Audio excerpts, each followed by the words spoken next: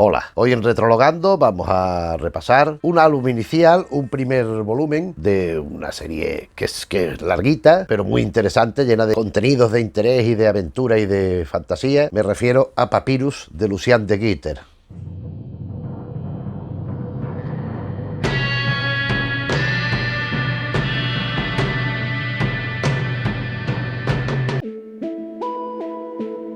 Lucien de Guitter es un dibujante, un guionista también de cómic belga, un historietista, que nació en 1932. Él desde muy jovencito pues intentó entrar en el mundo del TVO. Él quiso publicar una historia en el semanario Spirou con 12 años. Le dijeron que se fuera a jugar con los demás niños, que no.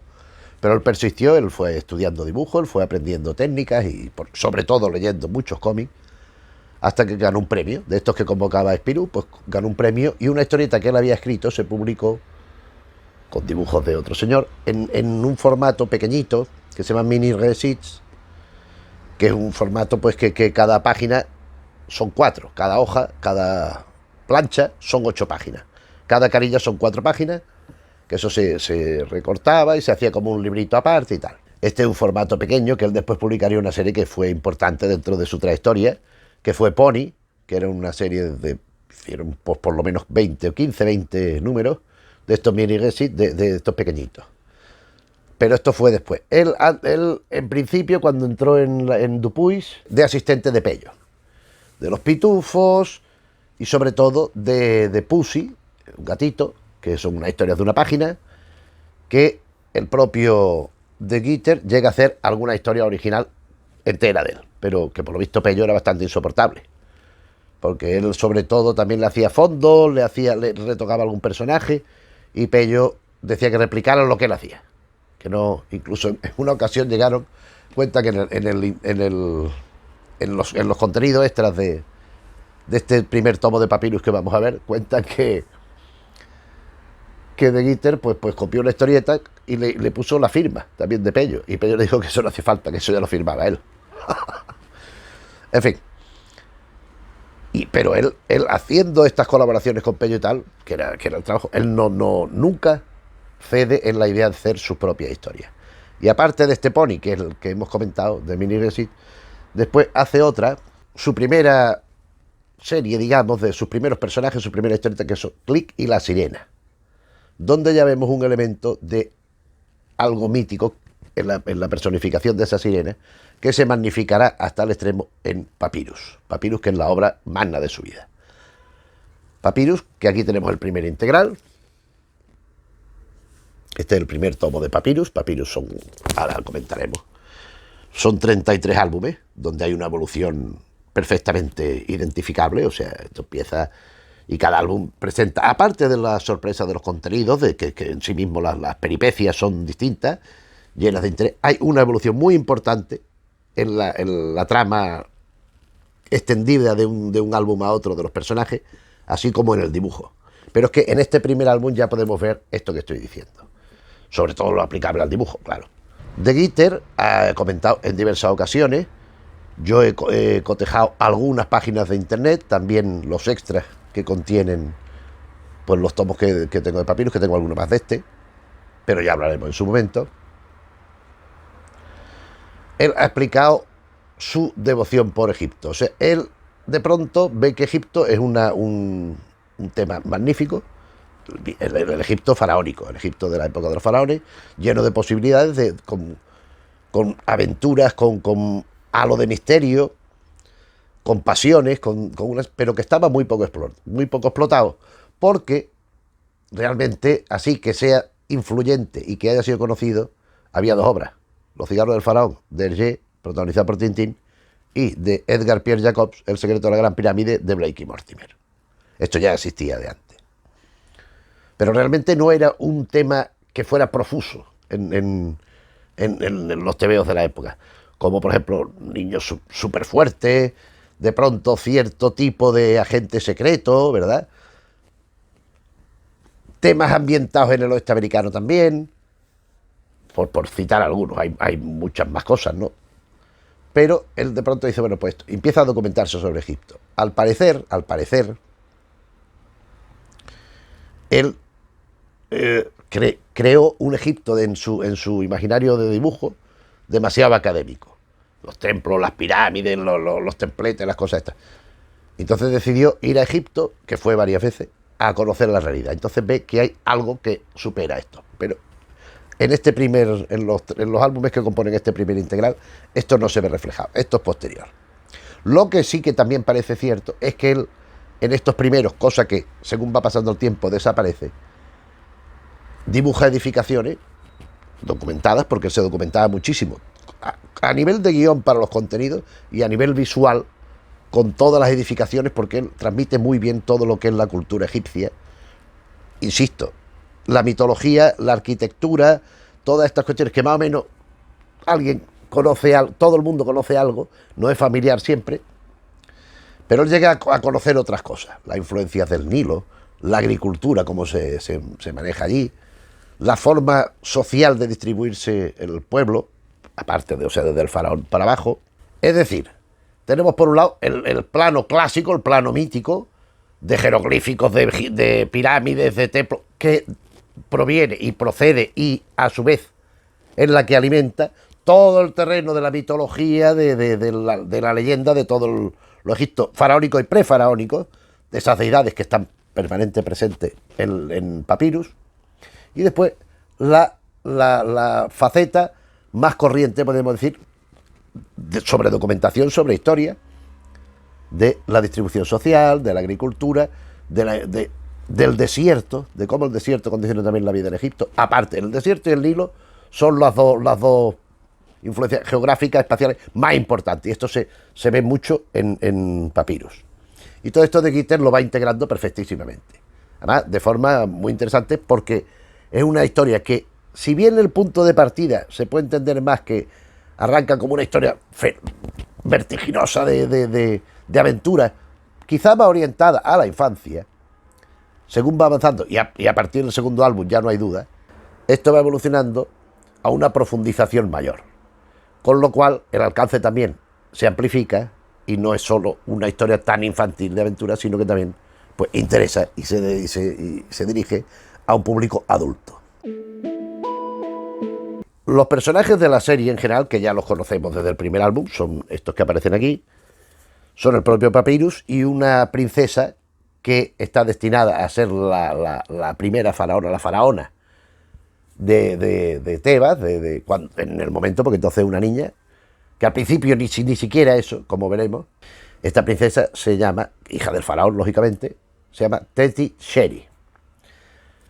El esquema argumental inicial de cada historia, a partir de la segunda, insisto, es más o menos el mismo. A Teti Sheri le ocurre alguna cosa, se pierde, se desaparece, la secuestran, tiene algún problema, y Papyrus, que va con ella, con la que se va muy bien, siempre están juntos, desde el principio, pues ya le pasa algún problema. Entonces Papyrus tiene que ir al rescate, y tiene que ir a salvarla, tal y cual. ¿Qué ocurre? Que muchas veces la ayuda no la necesita, porque es ella la que lo salva a él. Otras veces, pero bastante, ¿eh? Otras veces la historia deriva hacia otra dirección que no es exactamente esto, pero digamos la base argumental de cada álbum mínima, el arranque por lo menos, parte por lo general de esta premisa que acabo de decir. Papyrus, ¿qué? Pues Papyrus es un muchacho que supongo, porque esto no lo conozco, porque yo conozco los álbumes que están en integrales, conozco lo que hay hasta ahora, y es un muchacho que supongo que irá creciendo por la impresión que me da, por la evolución que dan los dibujos. Sé que en algún momento se ven más mayores, porque he visto alguna imagen de tanto de Papyrus como Teti Sheri, los dos, pues ya podríamos decir veinteañeros, pero la indumentaria es la misma, y supongo que la idiosincrasia personal irá evolucionando, al igual que el grafismo y que el tono de la historia. Entonces ya sabemos esto. Papyrus es este aventurero, este chico de origen desconocido, bendecido por los dioses, que se le dice desde el principio, y al que le van pasando aventuras. Por lo general unido a Teti Sheri, que es la hija del faraón esta, que además es una danzarina, está con unos dones y además una preparación para ser la danzarina de los dioses. Pero aparte es muy inteligente, es muy brillante, no es ninguna torpe ni ninguna tonta. Pero vamos ya con el álbum en sí, porque que es donde se nos da a conocer el origen de todo esto. Empezando por La momia sepultada. La momia sepultada es un álbum que contiene dos historias, porque son dos historias breves que se publicaron al principio. La primera, La momie engloutie, que es la momia sepultada. Resulta que es como conocemos a Papyrus. Papyrus es un chico que está durmiendo, un pescador. Vamos a ver. Aquí dice, bueno, hay un cocodrilo por allí, por la orilla del Nilo, allí entre los juncos, y dice: muy lejos de la capital, en la orilla del Nilo, un pequeño pescador llamado Papyrus duerme, agotado tras una dura jornada. Y está en una barquita, como de junco, allí dormido, atado, la barca atada a una estaca para que no se la lleve la corriente. Llega el cocodrilo, le pega un mordisco a la cuerda que ata la barca y la barca va a la deriva.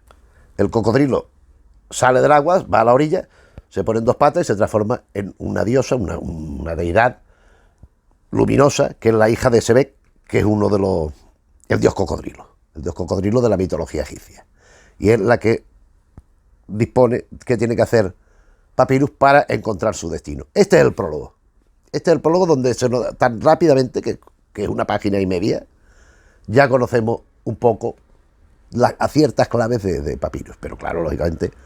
Entonces el agua se va llevando a Papyrus, despierta en la barca y se da cuenta de que es esto. Y va por una catarata hasta que se consigue agarrar en un árbol, trepa por el árbol y que se encuentra que le ataca un pigmeo.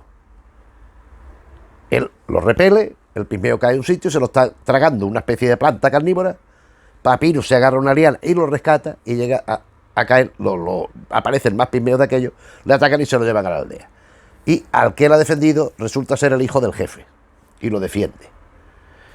Porque entonces el hechicero dice que sí, que le van a plantear una cuestión. Porque esto es otra cosa que de vez en cuando reaparece, que es el juego de ingenio.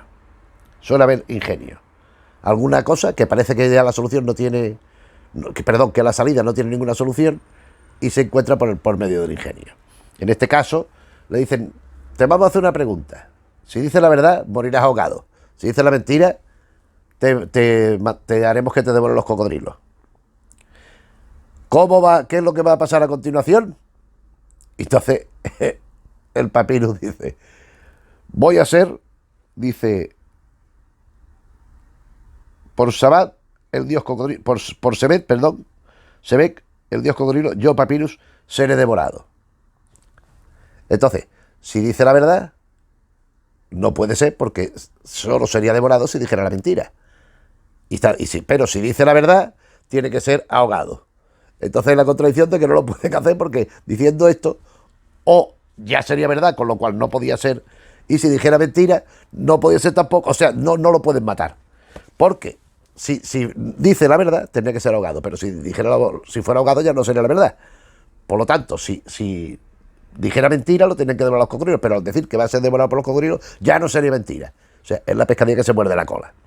Deciden no matarlo, lo tiran a una gruta subterránea, donde que se encuentra una especie un sarcófago de oro. ¿Qué será esto? Lo abre y sale una momia que camina. Momia que de pronto se desmaya, le quita los vendajes y ve que aparece una muchacha que ha sido momificada en vida y ha sido abandonada allí. ¿Quién es? Teti-Cheri. Este Teti-Cheri, el momento en que se conocen, que contactan los dos, y ella le explica que estaban con el faraón, que algunos de los hombres de su padre, para quitarla de en medio y que no sea la que le sucederá, le han hecho esto. Entonces Papyrus decide ayudarla. Con la ayuda del sarcófago aquel de oro consiguen hacer una brecha en la cueva aquella, en aquella especie de templete. Sale un dragón del Nilo que les ataca, pero consiguen sobrevivir. Van nadando, remando en el sarcófago y les persiguen los pigmeos aquellos hasta que llega una niebla. La niebla, se mete dentro de la niebla y Teti-Cheri se pierde, porque Papyrus está en el agua. Y entran en una cueva donde lo primero que aparece es un papiro gigante. Es que de esta historia primera voy a contar mucho, porque da muchas claves de lo que vendrá después.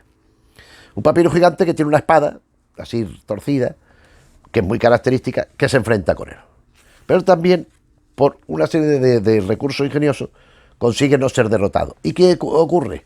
Por una cuestión de ingenio, no es derrotado por el gigante. Porque él empuja unas piedras, las piedras le caen encima al gigante, el gigante queda debajo. Entonces, cuando baja Papyrus, se encuentra con que es un viejecito. Viejecito moribundo, muy, muy delgadito. Y este viejo le entrega la espada mágica. Esta espada será una compañera inseparable de Papyrus y que no pocas situaciones de peligro se resolverán gracias a la espada. Sin ir más lejos, la página siguiente, porque él va caminando por la gruta aquella, Papyrus, buscando a Tetiseri, y le ataca un escarabajo gigante. No olvidemos escarabajo, animal sagrado en la mitología egipcia. Le ataca un escarabajo, después de pronto le aparecen unas alas, tiene que ir planeando hasta llegar a un sitio que se encuentra, ¿qué? A la diosa misma aquella, hija del dios cocodrilo, con Tetiseri, que le ha dicho que están bajo su protección, que ella lo que ha hecho ha sido poner a prueba a Papyrus para ver si era digno de ser el defensor y el que ayudara a la propia Tetiseri, que llegará, ella ya lo anuncia la diosa, llegará a ser faraón o faraona, que faraona suena a Lola Flores, pero bueno, y que a partir de aquí ya que vayan a descansar, que ya le dirá lo que tienen que hacer. Y después viene la segunda historia en este mismo álbum, porque son dos historias, una de 12 y otra de 15 páginas. Y después viene la segunda historia, porque estos son 12 páginas y lo que sigue son 15, que Le Voyage du Fantastique, el viajero de lo fantástico, donde vemos que Papyrus va en busca del faraón. Va al faraón a decirle que su hija está viva. Ellos consideran que la hija está perdida y muerta hace tiempo. Va a decirle que la hija está viva y a contarle cómo han ido. De pronto una banda de bandidos en el desierto le ataca. Él se defiende con la espada mágica, que es muy eficaz, pero de pronto parece que viene un ejército como el faraón a ayudarle. Los bandidos huyen, él se pone a dormir, hay un escorpión que le va a atacar, pero la espada mágica hace que se vuelva contra la espada y lo fulmina, y de pronto aquel ejército que se vio como un espejismo aparece.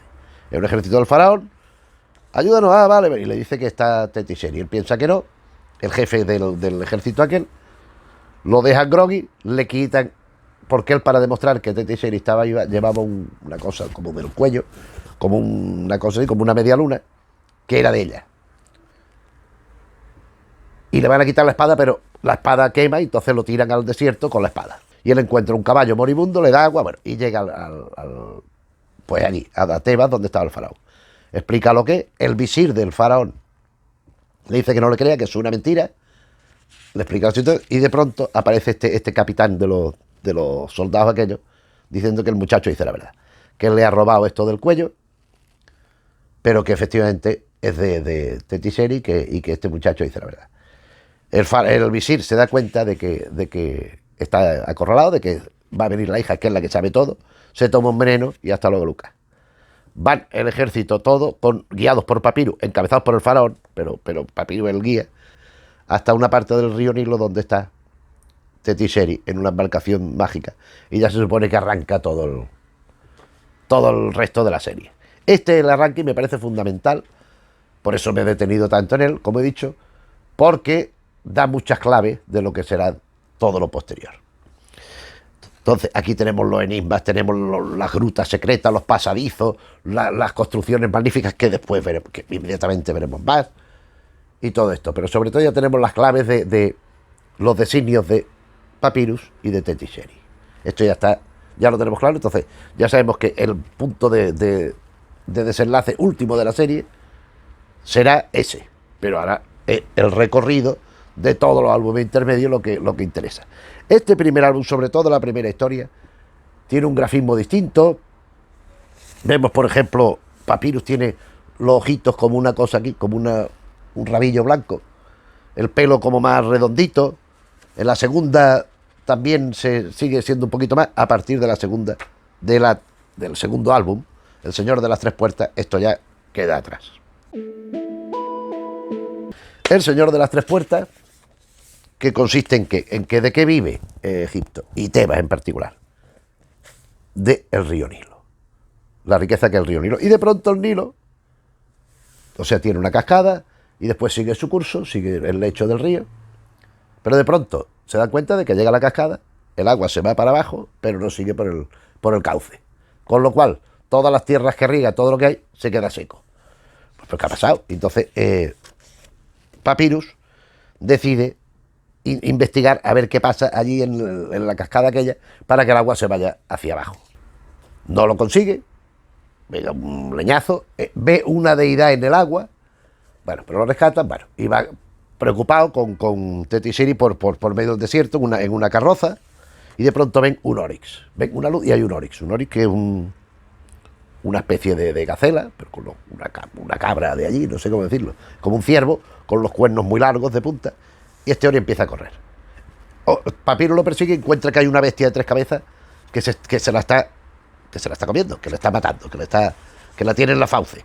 Y de pronto, en la fauce de esa bestia se transforma en una muchacha. Papyrus con su espada mágica se enfrenta con la bestia, la derrota, y esta muchacha le dice que es una esclava de un lugar, que es la ciudad de las 3 puertas, que ya está moribunda, que ahí le dice que ahí está el problema del Nilo. Y le da un símbolo, como una joya, que es el ojo de Ra. Ella moribunda le da como una especie de joya, de metal, de un objeto, que es el ojo. Y le dice que hay que destruir el ojo, pero no el que ya le está dando, sino el de la ciudad de las 3 puertas. Es un poco lío esto explicarlo así, pero es que no se me ocurre de otra manera, vamos. Se mete Papyrus por los pasadizos aquellos, a oscuras tal, y de pronto aparecen unos tipos con una armadura de oro, que no tiene fuera ninguna parte del cuerpo, que se lo van a cargar, pero Papyrus, que ha quedado inconsciente después que le han dado un golpe, en la mano tiene el ojo ese que le ha dado la chica aquella, ese ojo desprende un rayo y no le pueden atacar. Pero lo dejan fuera por la noche, pero de forma que la espada, clavada en el suelo, el sol cuando sale le da sombra y le evita la muerte.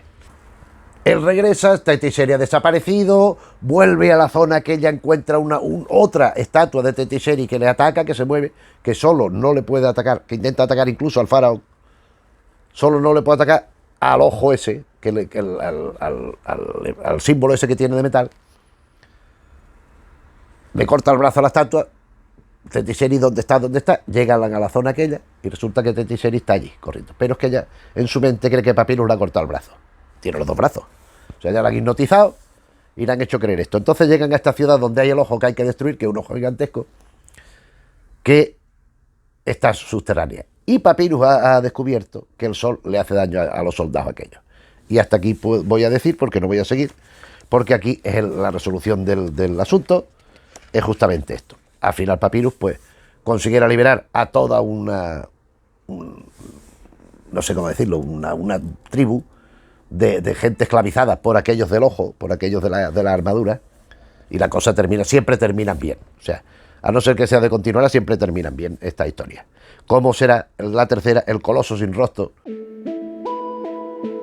El Coloso sin rostro a mí me parece una historia de una profundidad que es que, claro, es que no la voy a contar entera, pero vamos, es que tiene momentos muy, muy, muy interesantes y, por supuesto, como en el anterior, la magnificencia de la arquitectura de fondo, de los edificios, de los sitios, que es una maravilla. También la explanada del desierto de la sabana, es una cosa. De hecho, empieza la sabana, están Teti Sherry y Papyrus cazando. Ven un rinoceronte, van detrás del rinoceronte, tormenta de arena. Cuando salen de la tormenta de arena se protegen. Cuando salen se encuentra una esfinge con cabeza de hiena. ¿Qué pasa aquí?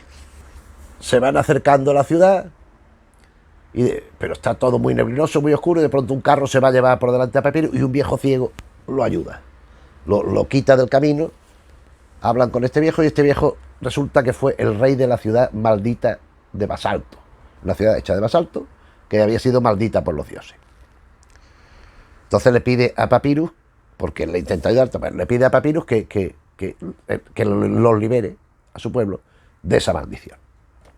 Papyrus consigue descubrir dónde está esta ciudad, llega a ella y se encuentra con que todos los que hay allí pues son prácticamente como zombies.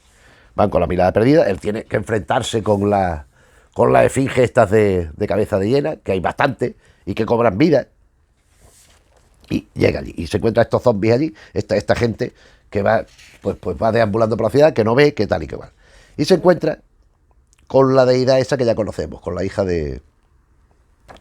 Es que le llaman la diosa de cabello resplandeciente. Pues, digámosle, la diosa de cabello resplandeciente, que le dice que esta ciudad está maldita precisamente por su padre. Está maldita por Sebek. Y el propio Sebek se planta delante de Papyrus. Y le dice, ¿qué viene a hacer aquí? Dice, no, vengo a ver si puedo erradicar la maldición de este pueblo y de parte de su rey, exiliado, porque perdieron una batalla de parte de la maldición, lo exiliaron del pueblo, fue esclavizado y lo liberaron porque se quedó ciego. Pero tiene un hijo, y es el que le corresponde reinar en ese sitio. Entonces ha venido a buscar al hijo y a quitar la maldición. Entonces Sebek dice, vale, te lo voy a conceder, porque has pasado muchas penurias tal, pero tú vas a arramblar con la maldición.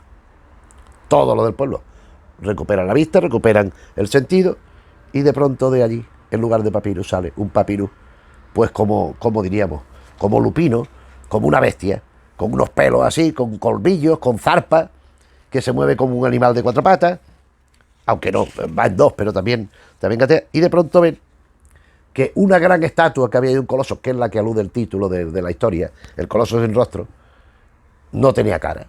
Este es un faraón sentado con un casco, con cuernos, pero no tiene cara. En el momento en que Papyrus es maldecido y adopta ese aspecto de bestia, en la estatua aquella aparece la cara del viejo, aquel ciego que le encomendó la misión. Y a través de aquí, el hijo de este señor se erige como rey de aquí. Esta es la primera parte de la historia. Y después hay una segunda, que es cuando él va a Tebas, regresa a Tebas, pero es una bestia. Entonces hay miedo porque hay una bestia por ahí que aterroriza a la gente. ¿Qué pasa? Va al palacio, lo intentan matar, le ponen precio a su cabeza, no saben que es Papyrus, naturalmente, piensan que es una bestia, hasta que él consigue reunirse con Teti Cheri. Teti Cheri al principio, pero después dice, no, y ya supera su repugnancia porque habla de que siempre con cierto recelo, pero decide ayudarlo. Lo saca de allí y van en una barca que hay, que es la barca de los dioses, que vendría a ser la barca de Caronte, pero distinta a la mitología, porque la barca tiene un barquero, como es natural. Pero el barquero, tú te montas la barca, empieza la barca a rular y la barca cobra vida, porque el barquero es la misma barca, que es como un dragón. Empiezan a pelearse, tal, hay unas serpientes, dejan al Papyrus tocado porque las serpientes del agua le pican, le dejan envenenado, y Teti Cheri se encuentra con que la barca lo lleva donde están los dioses. Anubis, Ra, Amón, Sebek, tal y cual. Y ella les pide otra vez, y no voy a decir qué, recurriendo al ingenio, no voy a decir cómo porque es una de las cosas más bonitas, ella ejecuta una danza a los dioses para demostrar que ella es la danzarina de los dioses. Es una secuencia maravillosa. Y entonces los dioses deciden, pues has bailado para nosotros, lo has hecho con mucha dignidad, ¿qué nos pide? Cualquier cosa que no sea devolver a este, quitar la maldición a este, devolverlo a su aspecto normal. Ella recurre al ingenio y consigue lo que quiere. En fin. Y ya pues terminan muy contentos. O sea, ella saca del apuro al otro.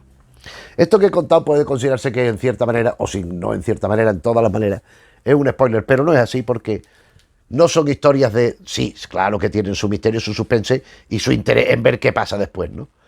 Pero lo realmente interesante es el transcurso, todos los sitios que se van viendo, esos personajes secundarios que van apareciendo, esos dragones, esas deidades, esos elementos, esa especie de zombies con las caras, y cómo va superándose una y otra cosa y cómo se van resolviendo. Las esfinges de Jena, yo no había oído hablar de las esfinges de Jena y es algo real. Son una esfinge que, vamos a ver, si los dioses será la esfinge tradicional, pues entonces a una personalidad o a una persona que puede ser un faraón, pero de una ciudad no muy importante, es la esfinge de la hiena, frente a la que tienen más rasgos de león y tal y tal. Hay muchos elementos de la historia y de la mitología egipcia, pero auténticos, en la historia, y son unas historias que se leen muy bien. Son unas historias muy ágiles, con mucho ritmo, y que ya digo que yo creo que enganchan, que a partir de, o sea, empieza la historia, empieza a ver por dónde va, y casi siempre te va llevando. Suele haber dos partes diferenciadas, algo que sin duda comprobaré si es cierto o que estoy equivocado cuando acceda al siguiente tomo integral, que vendrán otras 3 historias y seguiremos viendo pues la aventura de este personaje, este Papyrus, que en definitiva es la aventura de conocer la realidad de un Egipto legendario, de un Egipto pues maravilloso, que está en la mente de todos gracias a la mitología. De momento lo dejamos aquí. Espero que te haya interesado este vídeo, que te haya interesado esta obra de Gitter de 1974. No sé si lo he dicho, creo que ni lo he dicho. Es que esta memoria mía a veces me juega malas pasadas. 1974-1977 es lo que ocupa este integral. 1974 hasta 2000 y pico, 33 álbumes.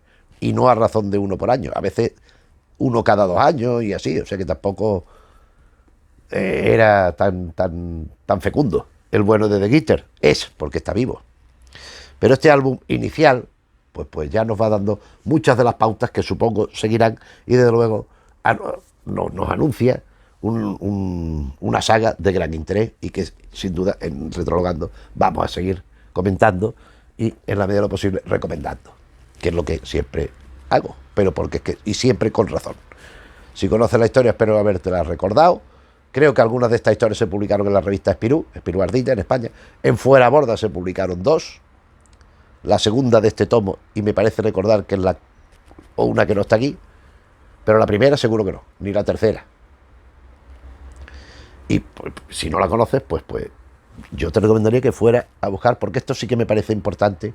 Así como otros álbumes, otras series por ejemplo, de estas mismas de Dolmen. Por ejemplo, Tiffy Tondu. Pues Tiffy Tondu, si no las lees en orden, no pasa nada. Empiezas por la mitad, que es como están publicando los integrales. Y va, hombre, si conoces cuando acceden a una persona la primera vez, tal y cual, pero no condicionan, o sea, no son historias que condicionen la evolución de las demás. Esto sí, Papyrus sí necesita leerse en orden cronológico. Hay que empezar por el principio, ver qué va sucediendo y cómo van evolucionando los personajes y cómo se van generando la historia, merced a sus contactos y a sus relaciones entre ellos con los del pueblo y también con esas deidades, sobre todo con la de los cabellos relucientes. Y bueno, pues nada más. Esto respecto al álbum, por lo que respecta al vídeo, pues si te ha gustado le puedes dar al me gusta. Si te interesan estos temas que hablamos un día y otro, te puedes suscribir. Si conoces gente a la que le pueda interesar, te agradeceremos que le hables de la asistencia de Retrologando, que nos interesa mucho, por el tema de YouTube. Bueno, ya sabéis la política de cómo funciona esto. Y por nuestra parte nada más. Nos vemos en otro vídeo. Un saludo.